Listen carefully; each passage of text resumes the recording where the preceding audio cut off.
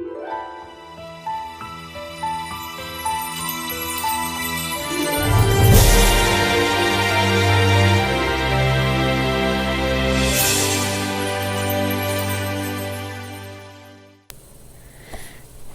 this is Chris, keeping it real, facts over fear.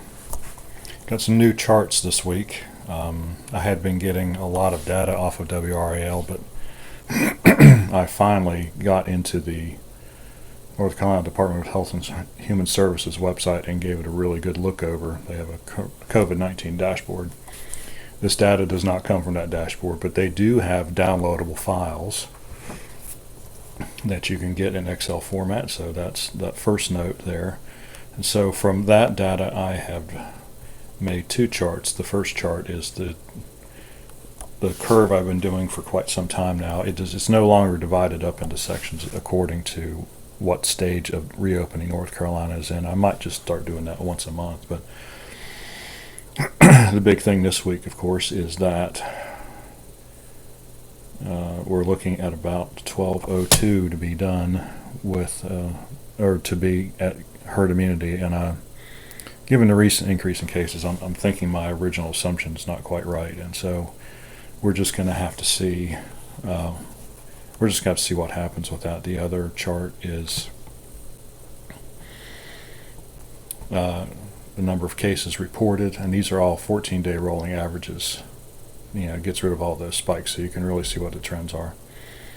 Cases by specimen date, 14-day rolling average. So, in other words, the case report is when the case is actually reported to NCDHHS. The specimen date is the date that the specimen was actually given. And so we've got case reports by the old way, case reports, cases by specimen date, and then North Carolina is now doing, of course, two different kinds of tests. One's the PCR test and one is the antigen test. They both test for the same thing. The antigen test, though, is just done in the field, and the PCR test has to be done at a lab. And so you add the antigen test and the PCR test together and you get the total number of cases by specimen date. And so it's just kind of interesting to look at this and see when people actually went to get tested versus when their test results were actually reported to NCDHHS. So I think that gives you really a much more accurate picture of what's been going on. Unfortunately, there's a lag of 2 or 3 or 4 or 5 days. That's why all these are dropping. So just ignore that and go to about these little high points right here. And of course that high point right there is valid, but not the drop off. So just a limitation of doing it by specimen date, but it's not much of a limitation. And then after a week or two you get a really good picture of what's been going on. So I've already gone over the data series. One of the reasons I got into the data, I wanted to get into the data, is that NCDHHS was no longer reporting the deaths in their main dashboard, and I really wanted to be able to keep up with that. And so the death rate, 14-day rolling average, remains low. Right now we are at 27 on a 14-day rolling average, so that's good. They did go up there for a little while, so it's kind of a strange thing that the cases continue to go up and yet the deaths remain stable. Hospitalizations are also going up. I'll get to that in a minute. So just some details here. You can pause the video and read that for yourself if you'd like to, just to get a better idea. I've already pretty well explained it, though.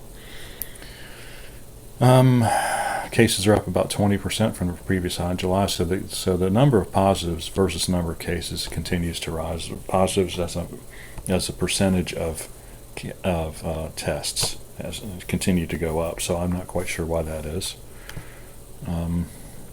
So the fact, I was kind of thinking, well, look, if the total number of cases is this test plus this test, then maybe it really explains most of the difference. But then I looked at the number of actual tests and they have remained flat, about 30,000 a day on a 7-day rolling average. So that's not it. So more people are testing positive. So indicates a wider spread of this disease. It's spreading faster.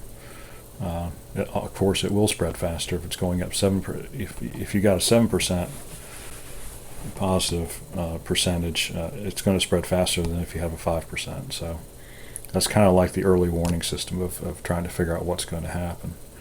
So based on that, I think the numbers are going to continue to go up. But let me see.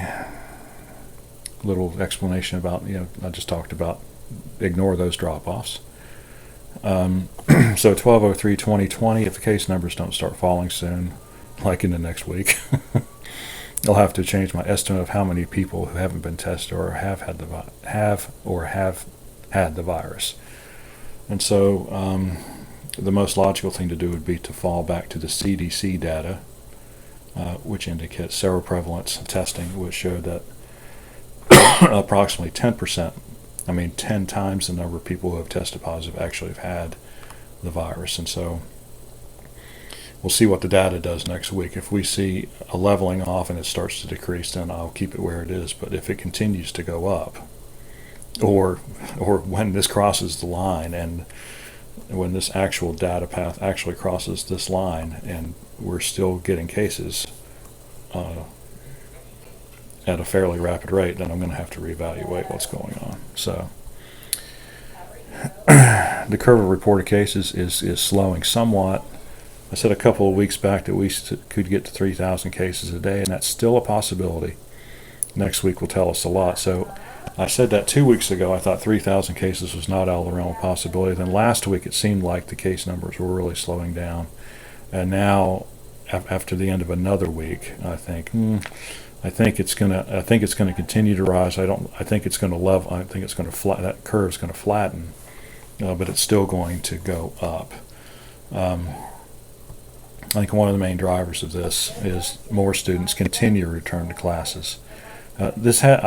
I've read stories that say somehow this is not a major vector for this virus. I think it is one of the major vectors. We saw what happened when all the young adults went back to when they went back to universities in late July and early August, and that's when we had our first peak.